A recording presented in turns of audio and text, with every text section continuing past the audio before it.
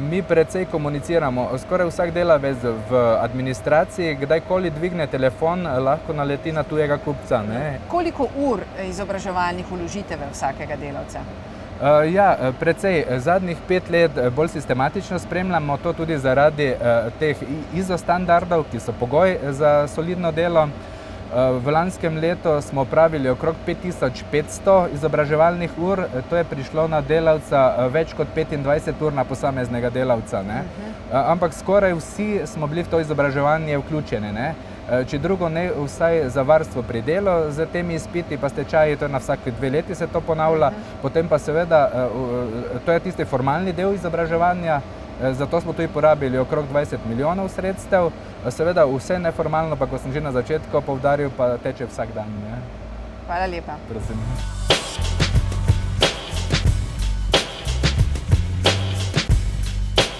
Med poslovnimi sistemi in naravnimi sistemi delovanja obstaja zelo veliko podobnosti.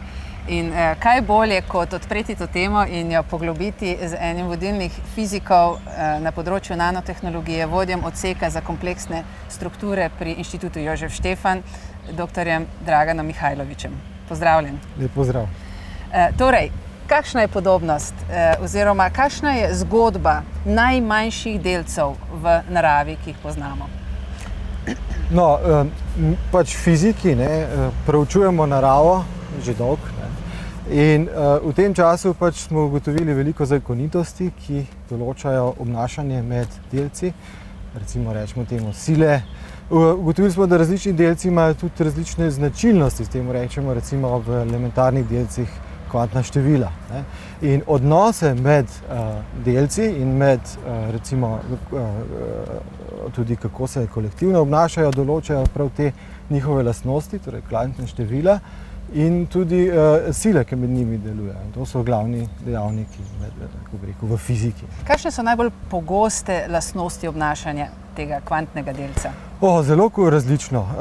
Kvantni delci se lahko med seboj urejajo v zelo različne sisteme in to je tisto, kar nas najbolj zanima. To se pravi, ne toliko posamezni delci, kot v izoliranem, brez okolju, brez stikov z drugimi, ampak povsem interakcije med njimi in interakcije z okoljem. To se pravi, kaj se zgodi, ko na primer imamo veliko število delcev, ki se med seboj različno obnašajo, kako med seboj interagirajo in potem tvorijo nek kolektivni sistem, temu rečemo potem makroskopsko stanje, ki nekako določa tiste lastnosti, ki jih pa mi opazujemo od zgoraj, od zunaj, rečemo, kot ljudje. Ta komentar bi brez problemov lahko z majhnim prevodom poslušala tudi, ko se pogovarjata dva menedžerja. Kajti tudi pri poslovnih sistemih velja, da nas čedalje bolj zanima, kako ustvarjati res učinkovite time, kako jih povezati na podlagi človeških lastnosti učinkovito med sabo, da bojo seveda dosegli svoj cilj. In v poslovnem svetu je zelo pogosta beseda konkurenca. Ali poznate kaj takega tudi v fiziki? No, konkurenca je seveda recimo zelo pogost pojav v fiziki, pa naj mogoče poskušam razložiti na nekem takem primeru. Recimo, da imamo neko stanje, naj bo to neko stanje snovi, neka kemijska spojina, karkoli. To stanje ni edino možno. Se pravi, vedno obstaja še eno drugo stanje, ki je, rečemo, pač ima drugo energijo. In če pomislimo na to, kako bo to drugo stanje vplivalo na celoten sistem, vedno obstaja možnost, da se ta, recimo skozi termično vzbujanje, cel sistem prelevi v drugo stanje, ki sicer ni osnovno, to se pravi nekako obstaja v neravnovesnih pogojih, ampak je pa tudi, recimo, konkurenčno stanje, temu osnovnemu. Ali v takem konkurenčnem stanju ena skupina delcev lahko uniči drugi delec ali drugo skupino delcev? Absolutno, seveda. Lahko se cel sistem recimo prekucne v drugo stanje in je potem tisto osnovno stanje ne obstaja več. Torej, brez dvoma, da lahko konkurenca uniči. Ali fiziki jemljete motnjo oziroma nek impuls od zunaj, izven sistema, kot pozitivno spremembo? Jaz mislim, da je vedno, vsaka sprememba je lahko pozitivna ali negativna. Katero smer se bo sistem potem sprevrgel oziroma katero je stanje naravno bolj kako bi rekel, zaželeno, je pač nekako že Darwin določil. Ne? Se pravi, narava odloča v tem, v kateri smeri, kaj je pozitivno in kaj ne.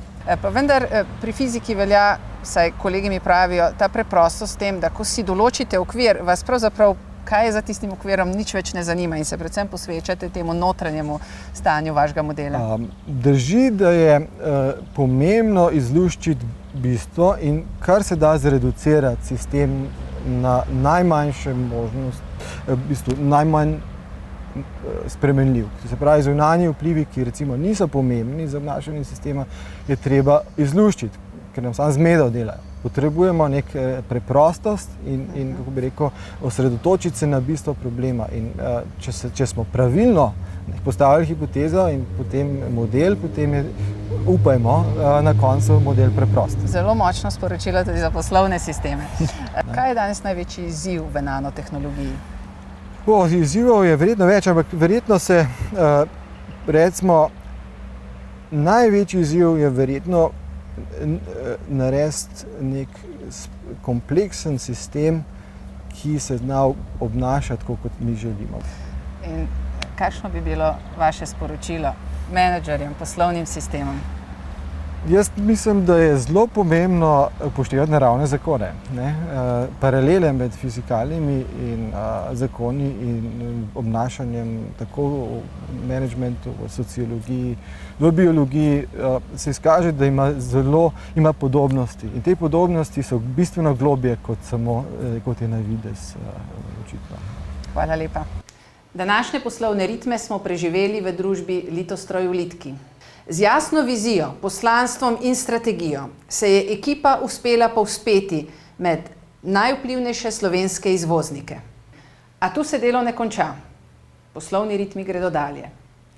Vsak konec je le začetek nečesa novega.